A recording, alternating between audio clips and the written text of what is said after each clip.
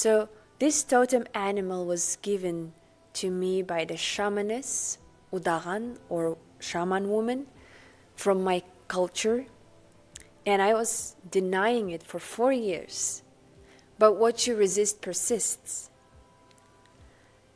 With that said, the energy, the spirit of the raven was keep coming to me and testing me. And in the moment when I accepted it, I felt my wings spread so widely. They were wet before. So it's very important to find out your totem animal, to accept and connect and have some benefits from that.